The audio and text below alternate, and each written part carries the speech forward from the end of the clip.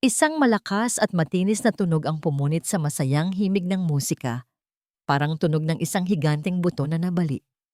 Bigla at marahas. Para kay Engineer Isabel Ara Reyes, ang tunog na yon ang simula ng isang bangungot.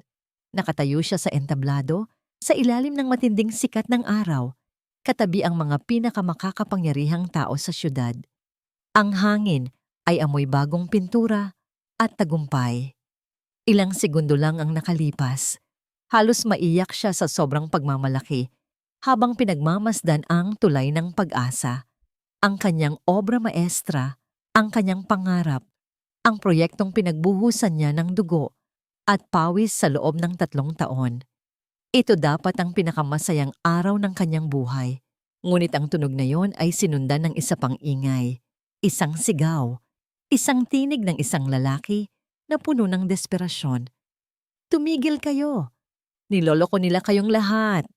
Napalingon si Ara, kasama ang daan-daang bisita.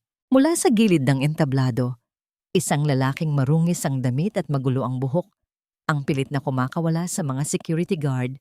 Ang kanyang mga mata ay nanlilisik, nakaturo ang nanginginig niyang daliri sa tulay. Sa kanyang tulay, hindi matibay yan. Sa sabog to, guguho ang tulay. Naramdaman ni Ara ang pag-init ng kanyang pisngi, isang halo ng hiya at galit. Sino ang lalaking ito? Sino siya para sirain ang sagradong sandaling ito? Nakita niya ang pagkunot ng noo ni Congressman Valderrama, ang kanyang mentor at ang taong itinuturing niyang pangalawang ama. Ngumiti ng pilit si Congressman Valderrama sa mikropono. Ang kanyang boses ay kalmado at puno ng awtoridad. Mga kaibigan, huwag po tayong mag-alala. Isang maliit na aberya lamang po. May isang kababayan lang tayo na marahil ay naghahanap ng kaunting atensyon. Nagtawanan ng ilang mga bisita. Napanatag.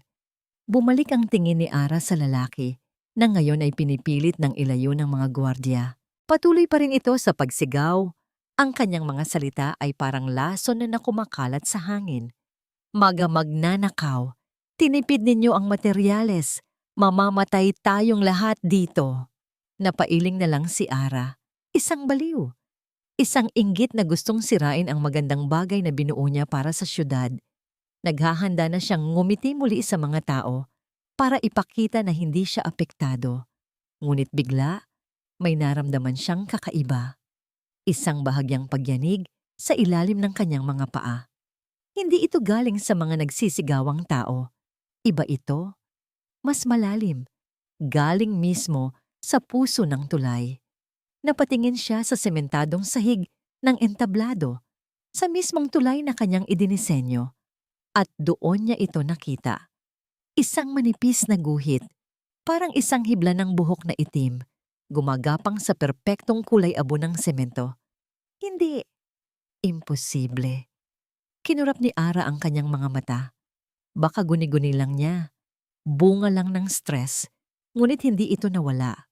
Sa halip, ang guhit ay unti-unting humahaba, parang isang itim na ahas na gumigising mula sa pagkakatulog. Kasabay nito, isang panibagong tunog ang kanyang narinig. Isang nakakakilabot na tunog ng metal na nababanat ang sementong nagkikiskisan. Ang mahinang bulungan ng mga tao ay biglang naging isang sigaw ng takot. Ang pagyanig na kanina'y halos hindi maramdaman ay biglang lumakas. Ang buong tulay ay umuga na, parang isang duyan na tinulak ng isang higante. Nawala ang nangiti sa mukha ni Congressman Valderrama. Ang mga tao ay nagsimulang magtakbuhan.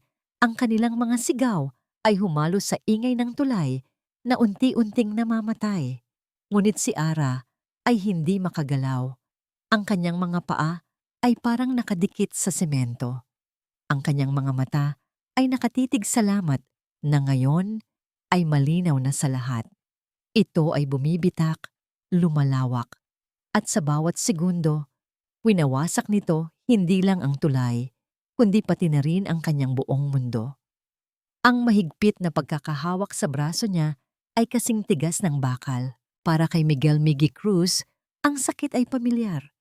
Ito ang sakit ng pagiging maliit, ng hindi pinapakinggan, Bitiwan niyo ko. Mga bingi ba kayo? Sinasabi ko ng guguho yan. Sigaw niya, pero ang kanyang boses ay nalulunod sa papalakas na dagundong ng tulay at sa mga nagsisigawang tao. Nakita niya ang takot sa mga mata ng mga mayayamang bisita, ang gulat sa mga mukha ng mga politiko sa entablado. Ngayon lang sila natakot. Ngayon lang sila naniwala. Huli na ang lahat. Biglang nag-flashback sa isip niya ang isang mainit na hapon. 3 buwan na ang nakalipas. Ang amoy ng alikabok at kalawang. Nakatayo siya sa construction site, sa ilalim mismo ng istrukturang ito, kaharap ang kanilang supervisor.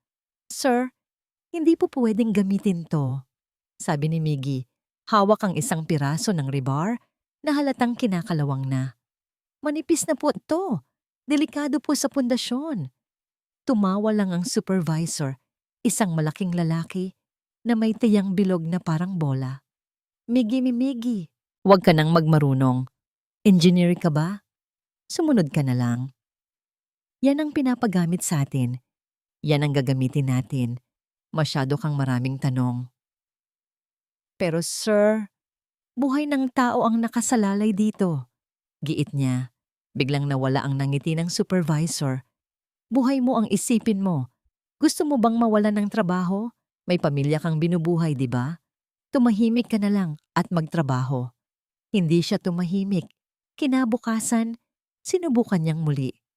Sa sumunod na araw, ganoon ulit. At sa ika-4 na araw, hindi na siya pinapasok sa gate.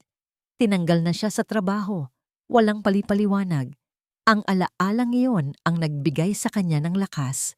Sa gitna ng kaguluhan, habang ang mga security guard ay natataranta, iwinaksin niya ang kanilang mga kamay at tumakbo. Hindi para tumakas, kundi para tumulong. Sa gitna ng mga taong nagtutulakan, nakita niya ang isang maliit na batang babae, mga 6 na taong gulang, umiiyak at nahiwalay sa kanyang ina. Walang nag-iisip, binuhat niya ito at isinukbit sa kanyang balikat. "Huwag kang bibitaw, Ineng," sabi niya, habang pilit na sumusuong sa agos ng mga taong papalayo sa tulay. Nakita niya ang ina ng bata, sumisigaw sa gilid. Maingat niyang ibinaba ang bata at itinulak palapit sa ina nito. Paglingon niya, isang anino ang humarang sa kanyang harapan. Si Engineer Isabel Reyes. Ang babaeng kanina lang ay parang isang bituin sa entablado. Ngayon ay mukhang basag na salamin. May dumi sa kanyang pisngi, gulo-gulo ang buhok, at ang kanyang mga mata ay puno ng isang bagay na hindi maintindihan ni Miggy. Isang halo ng galit at pagkalito. "Anong ginawa mo sa tulay ko?" tanong nito. Ang boses ay nanginginig. Napangisi si Miggy, isang mapait na ngisi. Ang lahat ng kanyang galit at pagkadismaya ay bumalik. "Tulay mo?" Ulit niya, ang bawat salita ay may diin. "O tulay ng kasinungalingan ninyo?" Nakita niya ang sakit sa mga mata nito, pero wala siyang pakialam. "Nakita ko ang lahat. Nakita ko ang mga kinakalawang na bakal, ang mababang klase ng semento. Nagreklamo ako. Pero anong ginawa niyo? Tinanggal niyo ko. Dahil mas mahalaga sa inyo ang pera kaysa sa buhay ng tao." "Hindi eh. Hindi totoo yan." Pabulong na sagot ni Ara, na pailing na parang ayaw tanggapin ang naririnig. Bago pa man makasagot si Miggy, isang pamilyar na boses ang pumagitna sa kanila. Malamig at makapangyarihan. Hulihin ang lalaking yan. Si Congressman Valderrama. Nakatayo ito, napapaligiran ng mga pulis. Ang kanyang mamahaling suit ay walang kahit isang lukot. Ang kanyang mukha ay kalmado, pero ang kanyang mga mata ay matalim na nakatitig kay Miggy. Siya ang may kasalanan ng lahat ng ito, sabi ng congressman. Ang kanyang boses ay malakas para marinig ng lahat. Isang malinaw na kaso ng sabotahe. 2 pulis ang biglang humawak kay Miggy, mas mahigpit kaysa sa mga security guard kanina. Ang malamig na bakal ng posas ay pumulupot sa kanyang mga pulso. Wala nang magawa si Miggy. Ito na ang katapusan. Ibabaling nila sa kanya ang lahat ng sisi. Siya ang basurahan, ang magiging salarin. Ngunit habang hinihila siya palayo, napatingin siya kay Engineer Reyes. Nakita niya ang pagdududa sa mga mata nito. Isang maliit na siwang ng pag-aalinlangan. Ito na ang huli niyang pagkakataon. Tingnan mo ang report number 11B. Sigaw niya. Nilalabanan ang mga pulis na humihila sa kanya. Tingnan mo kung sino talaga ang sinunggaling. Ang huling nakita niya bago siya tuluyang isinakay sa police car ay ang mukha ni Engineer Reyes, nakatayo sa gitna ng kaguluhan. Ang kanyang perpektong mundo ay basag na. At sa mga mata niya'y may isang tanong na nag-aapoy. Report number 11B. Paulit-ulit na tumatakbo sa isip ni Ara ang mga salitang yon. Parang isang sirang plaka. 2 araw na ang nakalipas mula sa trahedya, pero hindi pa rin siya makatulog. Sa tuwing ipipikit niya ang kanyang mga mata, nakikita niya ang lamat sa semento, naririnig niya ang mga sigaw, at bumabalik ang desperadong mukha ng lalaking iyon. Si Miggy Cruz. Tingnan mo kung sino talaga ang sinungaling. Sinungaling. Sino? Siya ba? Ang kumpanya? O si Congressman Valderrama? Ang taong tumayo bilang kanyang ama-amahan sa industriya? Imposible. Pero ang pagdududa ay parang lason. Kapag pumasok na sa isip mo, unti-unti nitong sinisira ang lahat ng pinaniniwalaan mo. Hating gabi na. Hindi na niya kaya. Kailangan niyang malaman. Dahan-dahan siyang bumangon mula sa kama. Nagsuot siya ng isang simpleng jacket at kinuha ang kanyang access card. Sa gitna ng dilim, nagmaneho siya pabalik sa opisina. Ang building na dati simbolo ng kanyang mga pangarap, ngayon ay parang isang malamig na puntod. Tahimik ang lahat. Ang tanging naririnig niya ay ang tunog ng kanyang mga takong sa makintab na sahig at ang kabog ng sarili niyang dibdib. Umupo siya sa harap ng kanyang computer. Nanginginig ang kanyang mga kamay habang nag-log in sa project server. Pinuntahan niya ang folder ng mga dokumento. Hinanap niya ang file.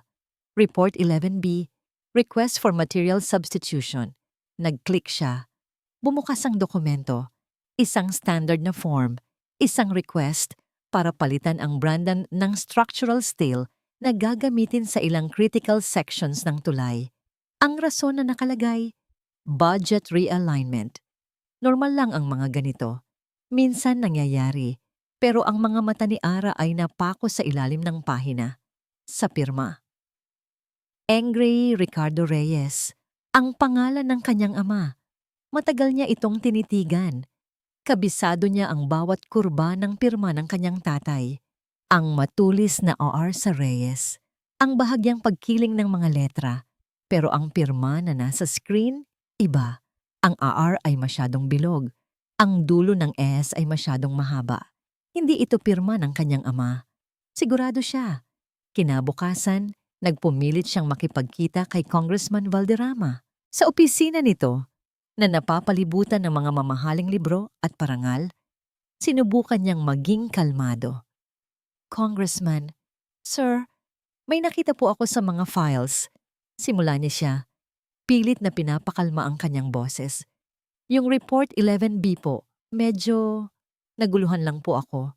Ngumiti si Congressman Valderrama, isang nangiting puno ng pag-unawa at init. Ah yes, Araiha, I was expecting this. Isang clerical error lang yan. Nagkaroon ng kaunting pagmamadali nung mga panahong yon. Ang mahalaga ay naaprubahan ng lahat at dumaan sa tamang proseso. Pero sir, yung pirma po ni Papa, hinawakan ng congressman ang kanyang kamay. Ang mga palad nito ay mainit at magaspang. Alam ko, malaki ang stress na pinagdadaanan mo ngayon. Nakikita ng isip natin ang mga bagay na wala naman talaga kapag pagod tayo. Magpahinga ka muna, Ara. Ako na ang bahala sa lahat. May kung anong malamig na gumapang sa likod ni Ara. Ang mga salita niya ay para sa isang mapagmahal na ama. Pero ang mga mata niya may iba. May babala. Tumayo na ang congressman, senyalis na tapos na ang usapan. Habang papalabas si Ara ng pinto, Nagsalita itong muli. "Your father was a brilliant man," sabi nito. Hindi nakatingin sa kanya. "He would not want you to ruin your promising career over a small misunderstanding." Napatigil si Ara. Hindi yun isang payo. Isa yung banta. Paglabas niya ng gusali, ang sikat ng araw ay parang tumutusok sa kanyang mga mata. Bigla niyang naramdaman na nag-iisa siya. Ang lalaking pinagkakatiwalaan niya ay kakampi ng kasinungalingan. Ang kumpanyang pinaglingkuran niya ay may itinatago. Ang pirma ng kanyang ama ay pineke. Ang sigaw ni Miggy Cruz ay biglang naging pinakamalinaw na bagay sa kanyang isip. Sumakay siya sa kanyang sasakyan pero hindi niya ito pinaandar. Kinuha niya ang kanyang cellphone at nag-search. Public Attorney's Office, list of clients. Naghahanap siya. Cruz Miguel. May pangalan ng isang abogado. Isang oras ang lumipas. Ang langit ay dumilim at bumuhos ang malakas na ulan. Ang mga patak ay humahampas sa windshield ng kanyang kotse. Nakatigil siya sa tapat ng isang luma at maliit na presinto ng pulis sa kabilang dako ng syudad.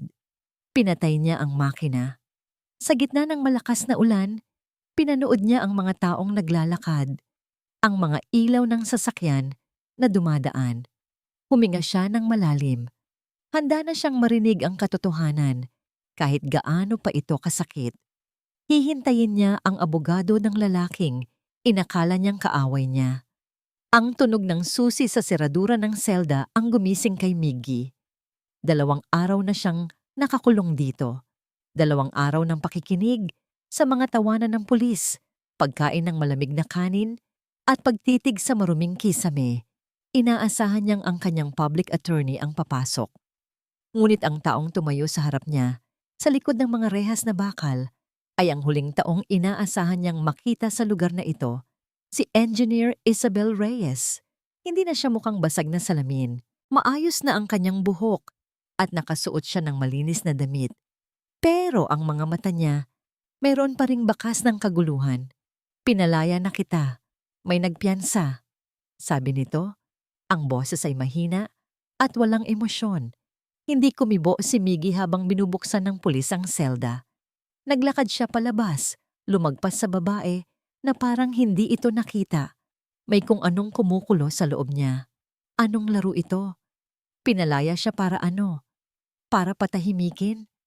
Naglakad sila palabas ng presinto nang walang imikan. Ang hangin sa labas ay masariwa, pero para kay Miggy, mas mabigat. Huminto sila sa tapat ng isang mamahaling kotse. Kotse nito. Sumakay sila. Ang loob ng sasakyan ay amoy bago at malinis. Kabaligtaran ng mundo ni Miggy. Nang pinaandar na ni Engineer Reyes ang makina, hindi na natiis ni Miggy. "Bakit mo to ginagawa?" tanong niya. Ang boses ay magaspang. Hindi lumingon ang babae. Ang kanyang mga mata ay nakatutok sa daan. "Dahil pangalan ng tatay ko ang nakataya," sagot nito. "At dahil sa sinabi mo tungkol sa Report 11B. Hindi pa rin kumbinsido si Miggy. "Para lang sa papel? Maniniwala ka sa akin dahil lang sa isang pirasong papel?" Sa wakas, lumingon ito sa kanya. Sandali lang, pero sapat na para makita niya ang determinasyon sa mga mata nito. "Gusto kong makita ang ebidensya mo, ang totoong ebidensya." Hindi na nagsalita si Miggy. Itinuro na lang niya ang daan. Papunta sa lugar na tinatawag niyang tahanan, ang komunidad ng mga barong-barong sa ilalim mismo ng anino ng tulay ng pag-asa. Habang papalapit sila, nakita ni Miggy ang pagbabago sa mukha ng engineer.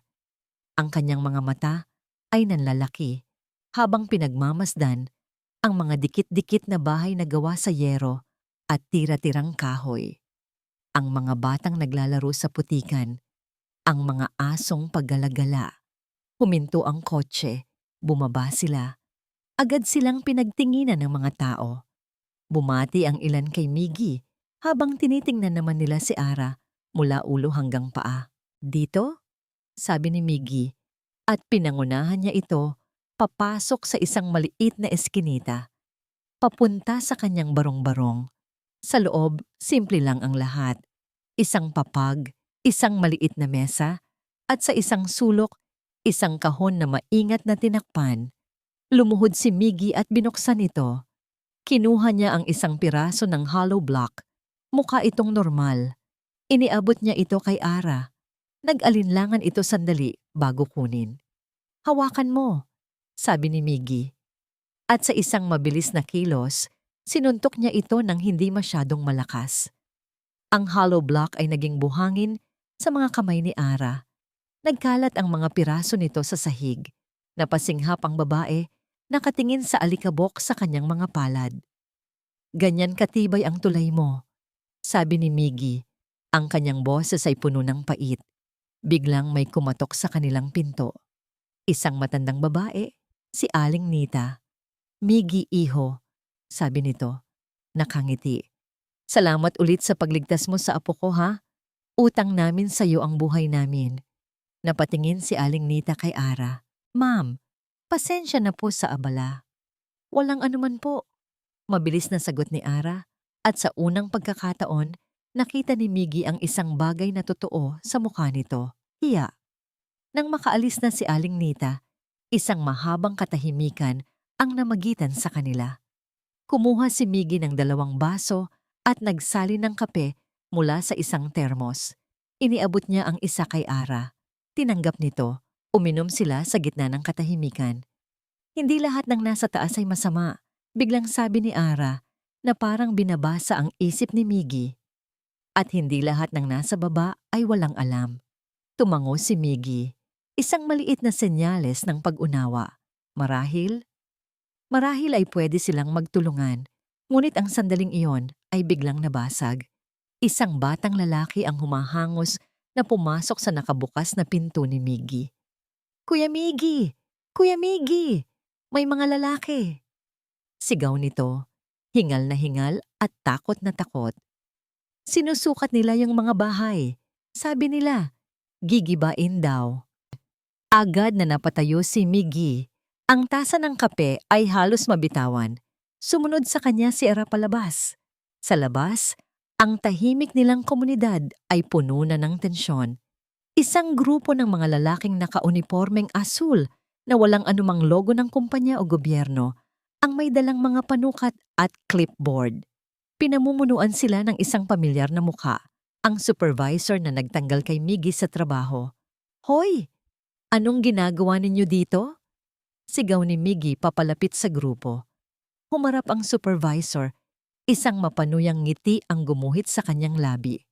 "Oh, Cruz, nakalaya ka na pala. Nag-aalala lang kami sa kaligtasan ninyo. Dahil unstable ang tulay, kailangan naming i-assess ang danger zone. Baka kailangan nang i-demolish ang mga bahay dito." Isang malinaw na kasinungalingan, isa itong pagbabanta, isang paraan para patahimikin silang lahat. "Wala kayong karapatan," sagot ng isa sa mga residente. "Umalis kayo dito." Sigaw ng isa pa. Nagsimulang mag-init ang sitwasyon. Itinulak ng supervisor ang isang matandang lalaki na humarang sa kanyang daan. Doon na sumabog si Miggy. Susugurin na sana niya ang lalaki nang biglang may humawak sa kanyang braso. Si Ara. "Huwag!" bulong nito. "Huwag mong gamitin ang kamao mo. Iba ang gagamitin natin." Kinuha ni Ara ang kanyang cellphone mula sa bulsa. Itinaas niya ito at sinimulang i-record ang lahat. Ang mukha ng supervisor, ang mga mukha ng kanyang mga tauhan, ang ginagawa nilang pananakot. "Sino po kayo, sir?" tanong ni Ara. Ang boses ay kalmado pero malakas. "Mula sa anong ahensya po kayo? Pwede po ba naming makita ang inyong work order para sa gagawing assessment?" Biglang natigilan ng supervisor. Ang kanyang mapanuyang ngiti ay napalitan ng pagkataranta nang makita ang kamera ng cellphone. "Teka, sino ka ba?" "Isa po akong concerned citizen," sagot ni Ara. "At ang ginagawa ninyo ay harassment. Nakarecord po ang lahat ng ito." Nagkatinginan ang mga lalaki. Hindi nila alam ang gagawin. Ang supervisor ay namumula na sa galit at hiya. "Hindi pa tayo tapos, Cruz," sabi nito. Dinuro si Miggy bago tumalikod. Tandaan mo yan. Nagmamadali silang umalis na parang mga ipis na nabuhusan ng liwanag. Naiwan ang komunidad sa katahimikan na sinundan ng mga bulungan ng pasasalamat. Tumingin si Miggy kay Ara. Sa ilalim ng anino ng sirang tulay, nakita niya ito sa ibang liwanag. Hindi na lang siya isang engineer na mayaman. Isa siyang kakampi. Habang papalubog ang araw, nakita ni Miggy ang isang itim na kotse na walang plaka, nakaparada sa dulo ng kanilang kalye. Nakatigil o lang ito doon, nagmamasid. Alam niyang hindi pa tapos ang laban. Sa katunayan, nagsisimula pa lang ito. May kung anong malamig na gumapang sa batok ni Ara habang nakatitig sa itim na kotse. Wala itong plaka. Madilim ang mga salamin nito. Imposibleng makita kung sino ang nasa loob. Pero alam niya, nararamdaman niya ang mga matang nakamasid sa kanila mula sa dilim. Hindi sila umalis. Naghihintay lang sila. Mga duwag. Narinig niyang bulong ni Miggy sa tabi niya. Hanggang pananakot lang ang kaya nilang gawin. Ngunit alam ni Ara na hindi iyon totoo. Ang ginawa nila kanina ay isang babala lamang. Isang pagsubok. At ngayon, alam na ng mga anino na kasama na niya si Miggy. Dalawa na silang target. Pumasok sila muli sa loob ng maliit na barong-barong ni Miggy. Ang espasyo ay biglang parang masikip, na parang ang mga pader ay lumalapit sa kanila. Hindi tayo pwedeng manatili dito, sabi ni Ara. Ang kanyang isip ay tumatakbo na. Hindi ligtas. At saan tayo pupunta? Mapait na tanong ni Miggy. Sa kondo mo? Sa opisina mo? Mas madali ka nilang mahahanap doon. Tama siya. Sa unang pagkakataon sa buhay ni Ara, wala siyang lugar na ligtas na matatatawagan. Ang kanyang apartment, ang kanyang opisina. Lahat ng yun ay teritoryo ng kaaway. Biglang nag-vibrate ang kanyang cellphone. Isang email notification. Binuksan niya ito, umaasang isa lamang itong spam. Ngunit ang pangalan ng nagpadala ay mula sa HR department ng kanyang kumpanya. Sikadidi mo. Notice of immediate preventive suspension. Binasa niya ang mga salita, pero parang hindi ito nagre-rehistro sa kanyang utak. Pending internal investigation regarding your involvement in the tulay ng Pag-asa incident. Serious breach of company protocol. You are hereby restricted from entering company premises. Para siyang sinampal. Ang kanyang access card ay isa na lang piraso ng plastic. Ang kanyang posisyon, ang kanyang pangalan, ang kanyang buong karera. Lahat ay binubura sa isang click lang. Ito ang ganti ni Valderrama. Mabilis at walang awa. Naramdaman niya ang pag-init ng kanyang mga mata. Napayuko siya. Ayaw ipakita kay Miggy na malapit na siyang masira. Ayos ka lang? Narinig niyang tanong nito. Tumango lang siya. Hindi makapagsalita. Biglang napansin ni Ara ang isang maliit na hiwa sa braso ni Miggy. Marahil ay mula sa pagtulak sa kanya kanina ng supervisor sa isang pader na yero. May kaunting dugo na tumutuyo dito.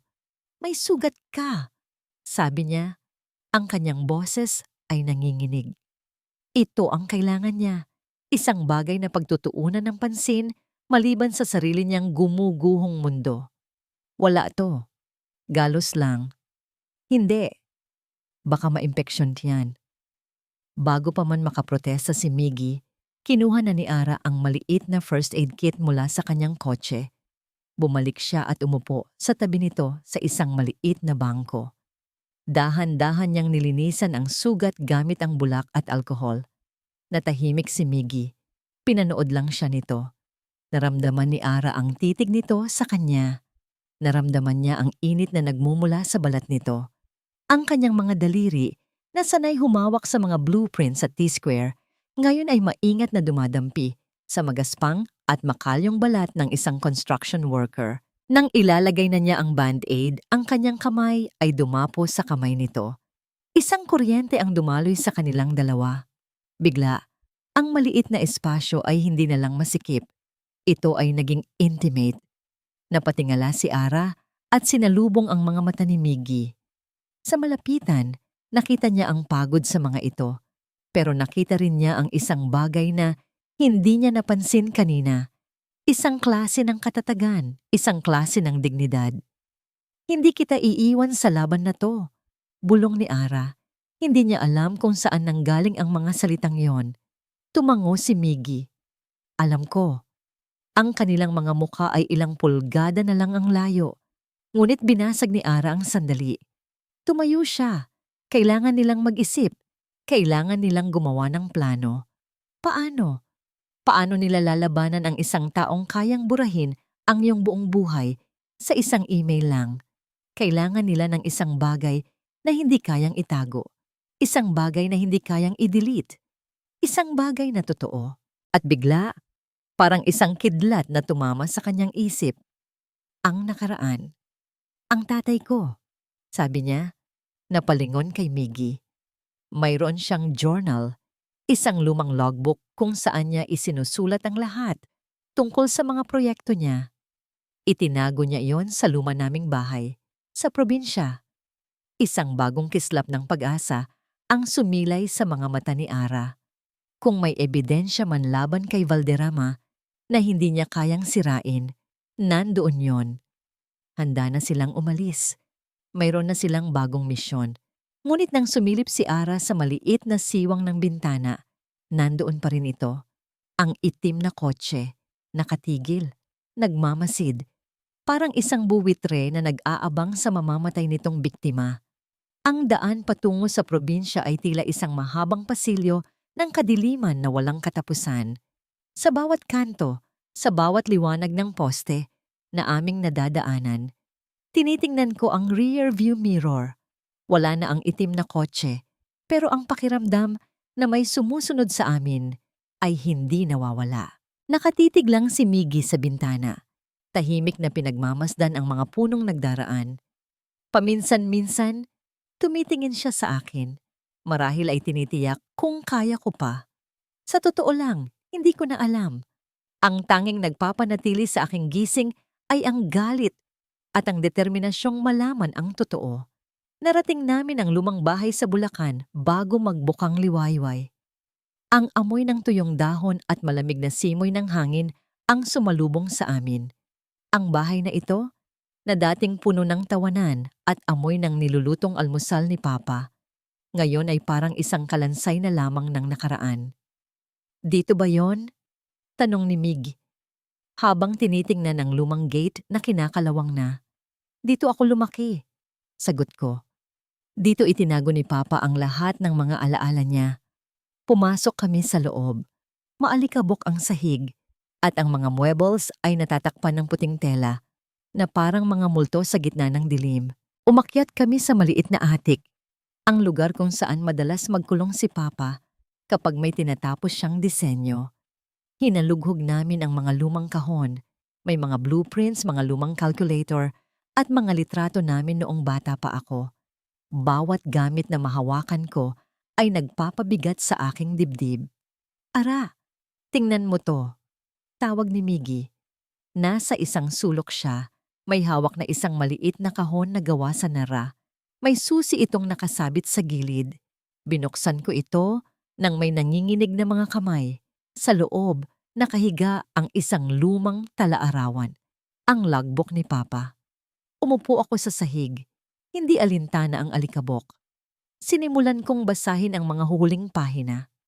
Ang panulat ni Papa ay unti-unting nagiging magulo na parang isinulat sa ilalim ng matinding takot o pagmamadali. Hulyo 14. Basa ko sa mahinang boses. Hindi ko na alam kung paano titingnan ng anak ko sa mga mata niya. Pinilit ako ni Val. Sabi niya, kung hindi ko susundin ang gusto niyang materyales, hindi lang ang karera ko ang mawawala, pati ang kinabukasan ni Ara.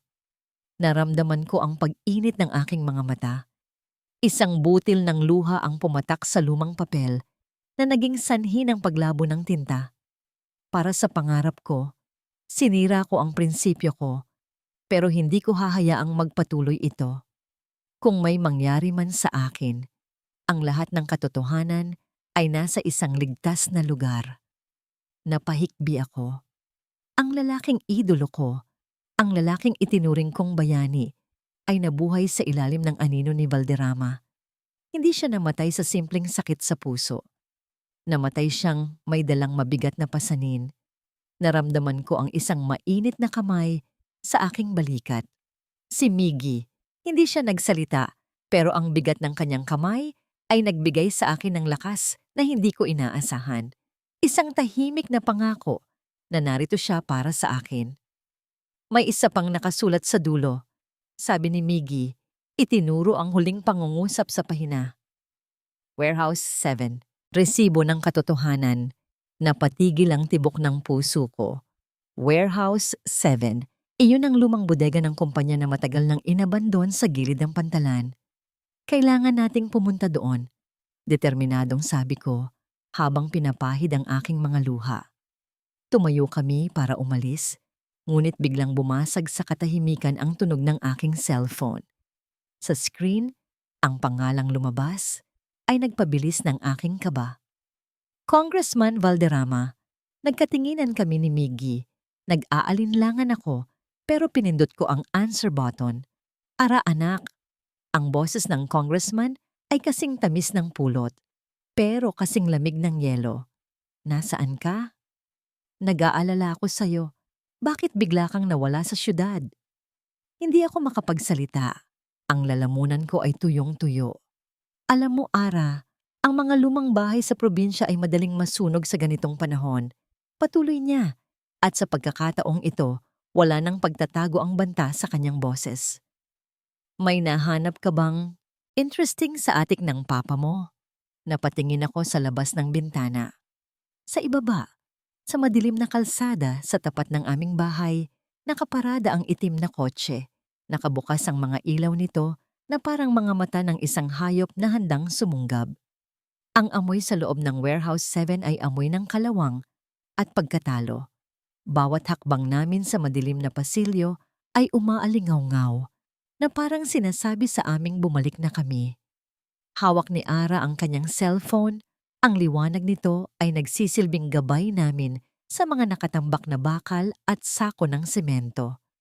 May kung anong mali. Nararamdaman ko ito sa aking mga buto. Masyadong tahimik, masyadong madali. Sigurado ka bang dito yon? Bulong ko.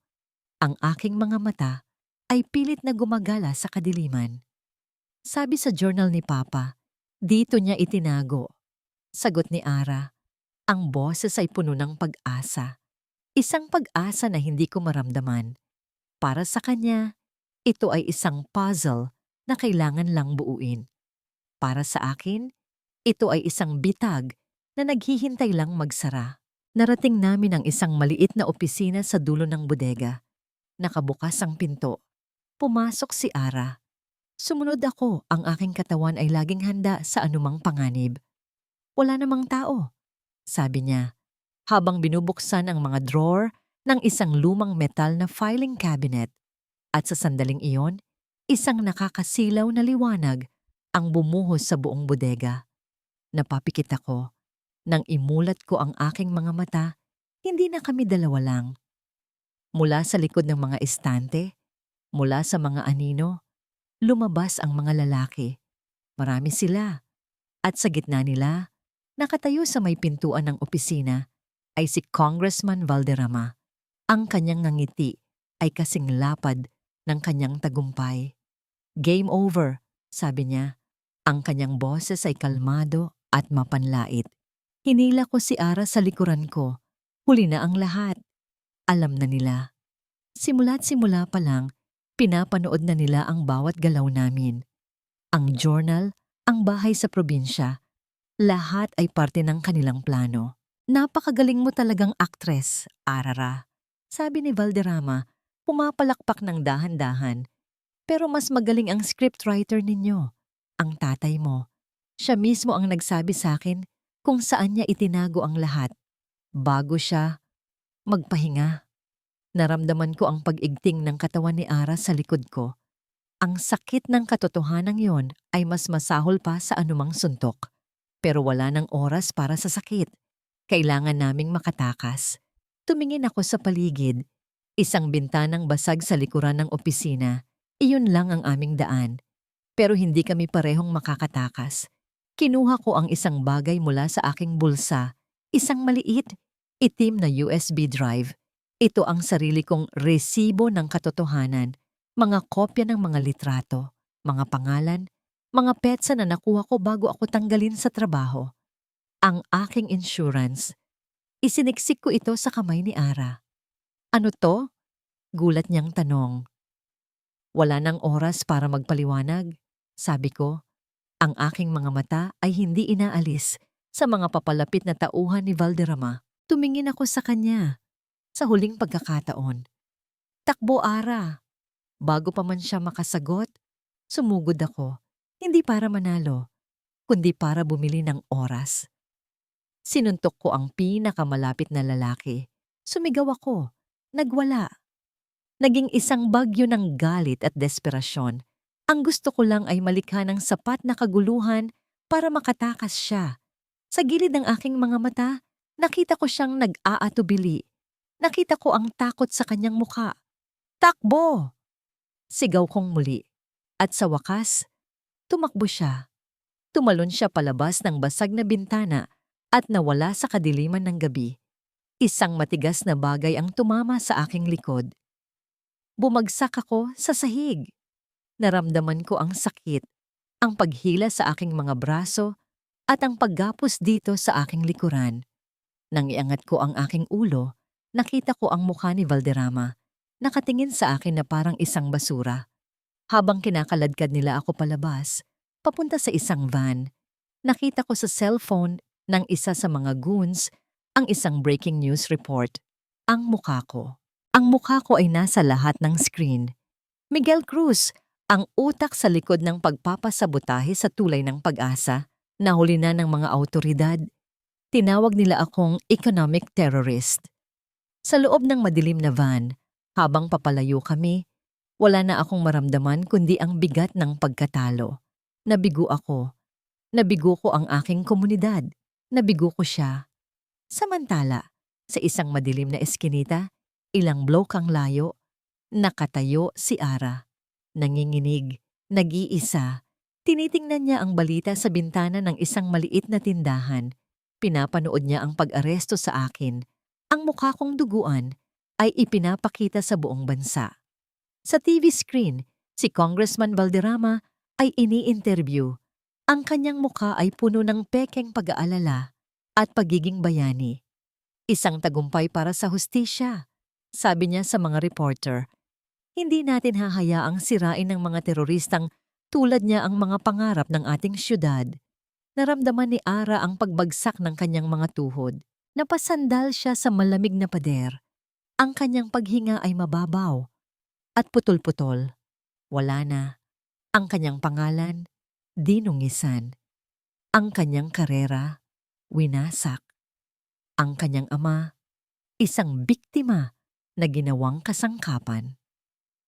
At ang lalaking nagsakripisyo para sa kanya, ngayon ay isang public enemy number 1. Siya na lang mag-isa. Isang pugante na walang mapupuntahan. Isang boses na walang gustong pakinggan. Hawak niya sa nanginginig niyang kamay ang maliit na USB drive. Ito na lang ang natitira. Isang maliit na piraso ng plastik laban sa isang dambuhalang makinarya ng kasinungalingan. Tumingala siya sa langit. Madilim. Walang bituin. Walang buwan. Sa sandaling iyon, naramdaman ni Ara na gumuho ang lahat. Ang pag-asa ay isa na lamang salita na wala ng kahulugan. Ang kwarto sa murang inn na tinutuluyan ni Ara ay amoy alikabok at lumang kahoy. Isang mahinang bumbilya sa kisame ang nagbibigay liwanag na lumilikha ng mga anino na parang mga halimaw sa pader. Dito na ba magtatapos ang lahat? Nakahiga siya sa kama, nakatitig sa kisame. Gusto na lang niyang maglaho. Sumuko. Hayaan na lang na manalo ang kasamaan. Para saan pa ang laban kung nag-iisa na lang siya? Sa gitna ng kanyang pagluluksa, may isang bagay na matigas sa kanyang bulsa na dumidiin sa kanyang hita. Ang lumang journal ng kanyang ama. Dahan-dahan niya itong kinuha. Binuklat niya ang mga pahina. Ang mga salitang isinulat ng kanyang ama ay parang isang tinig mula sa nakaraan. Isang bulong ng pag-asa. Binasa niya muli ang mga huling isinulat nito. Hinahanap ang kahit anong maliit na bagay na maaaring nakaligtaan niya sa gitna ng takot at pagmamadali. Paulit-ulit niyang binasa ang huling pangungusap.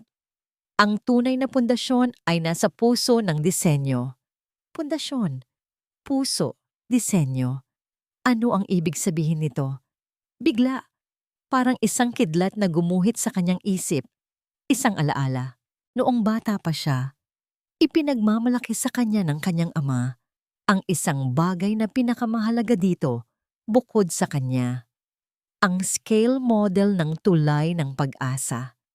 Isang perpektong replika na gawa sa kahoy at metal. Tingnan mo, Ara, sabi ng kanyang ama sa alaala.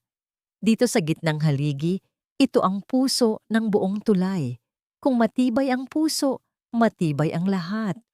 Ang puso ng disenyo. Napabalikwas siya ng bangon. Ang modelong iyon.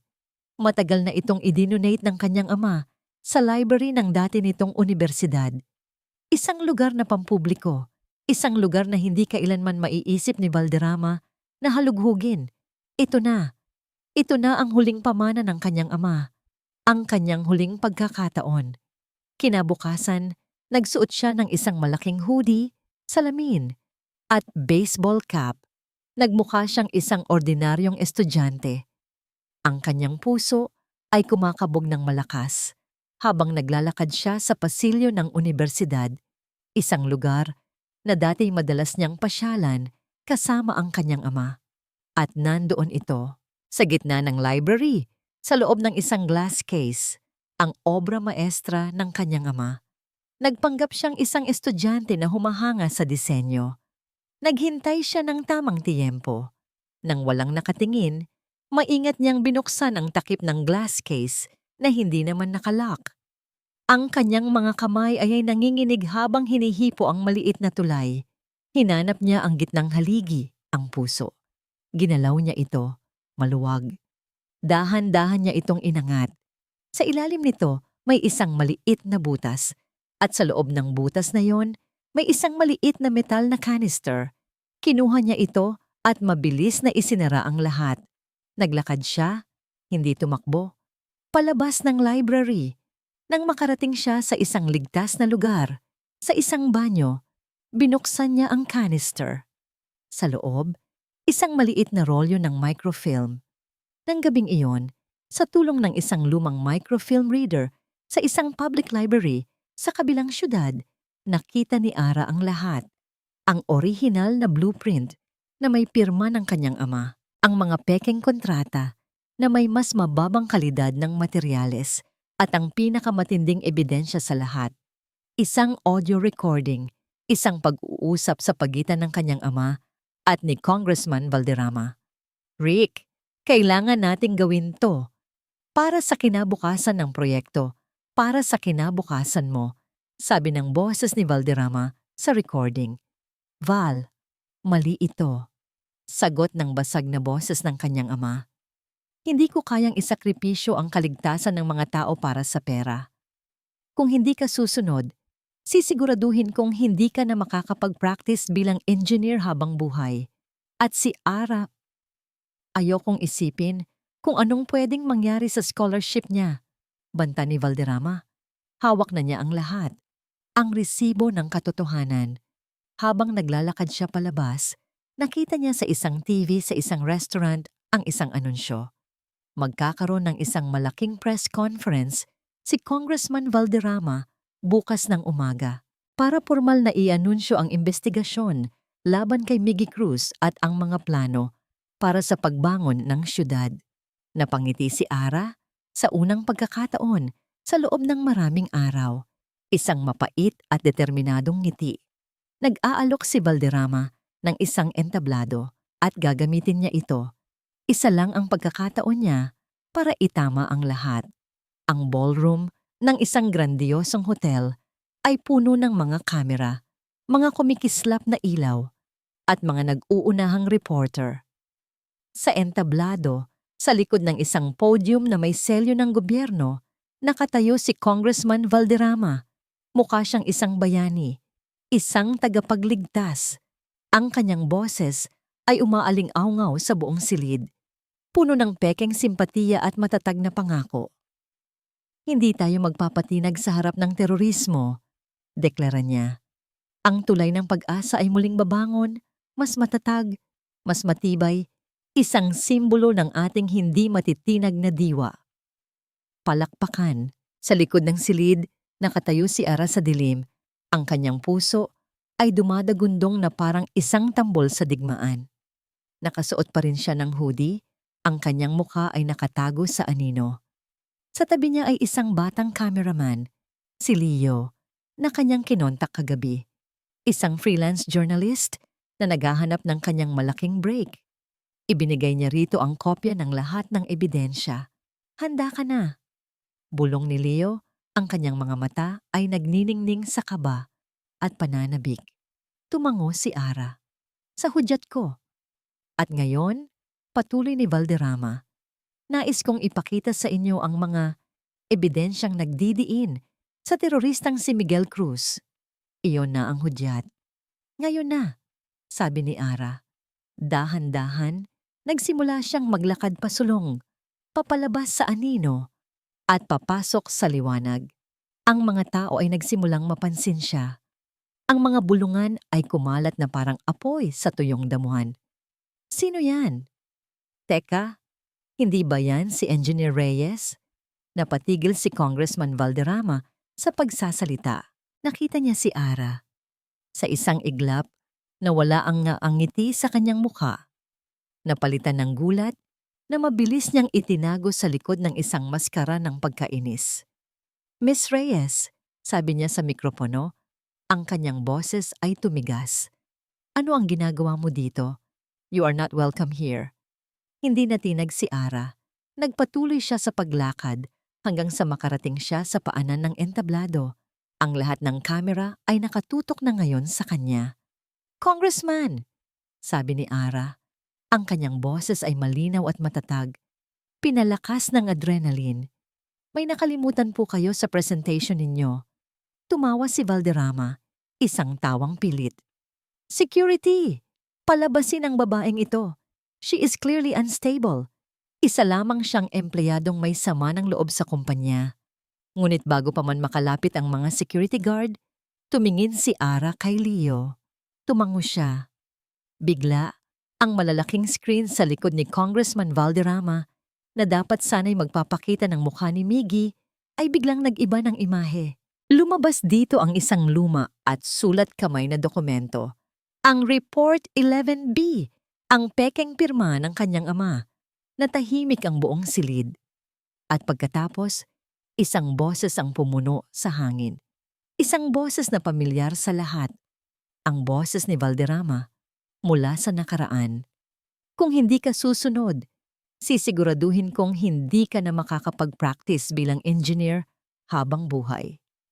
Sinundan ito ng basag na boses ng kanyang ama. Val, mali ito.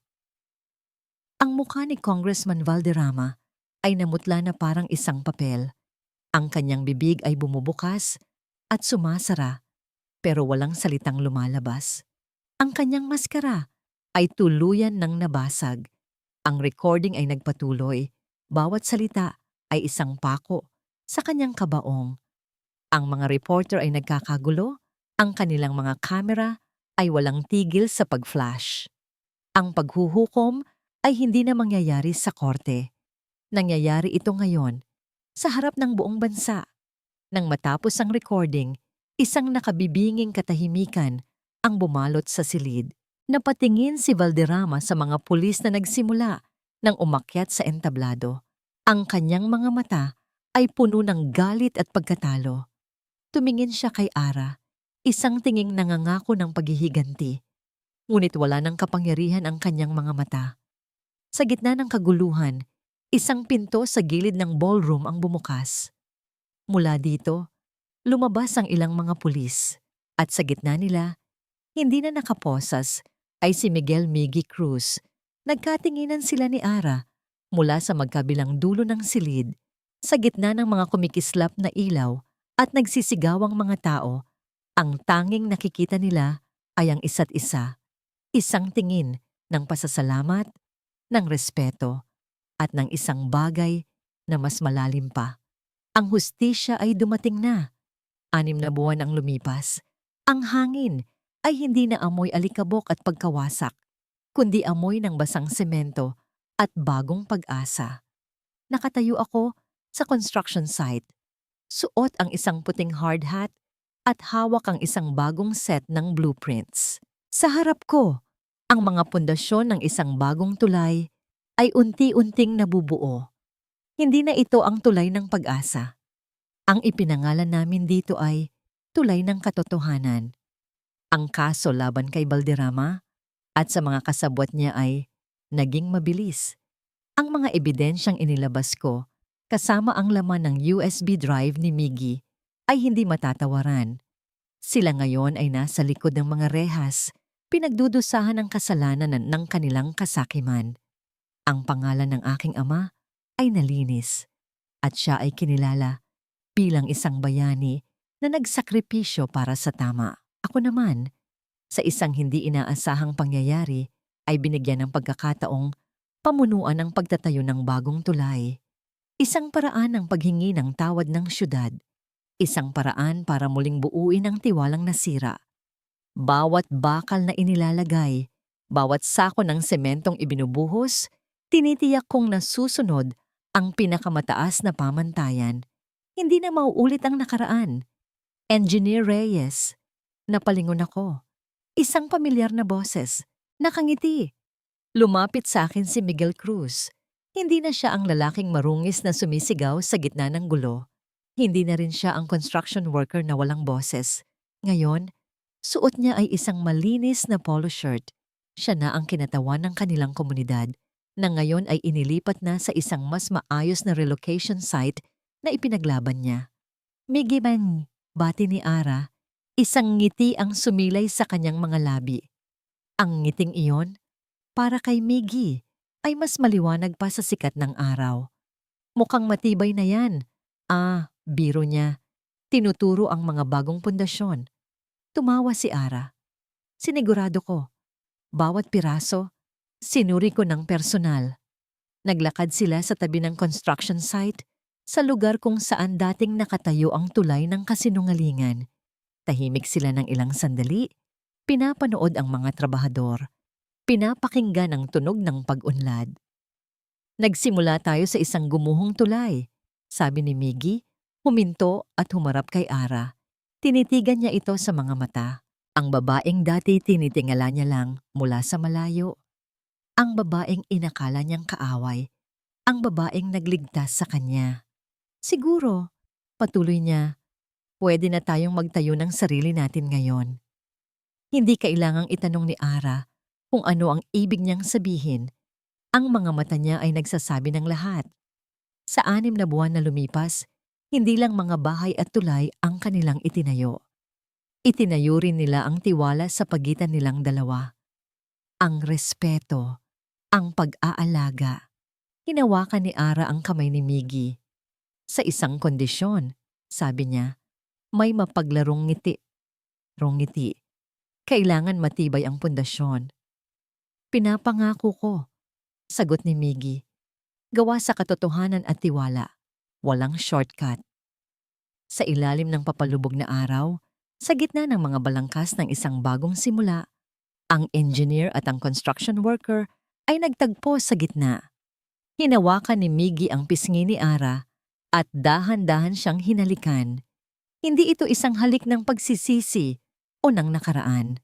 Isa itong halik ng pangako, ng paghilom. Ang isang bagong tulay na silang dalawa lang ang nakakaalam. Isang tulay na nagdudugtong sa dalawang magkaibang mundo na itinayo hindi sa semento at bakal, kundi sa isang bagay na mas matibay pa, pag-ibig.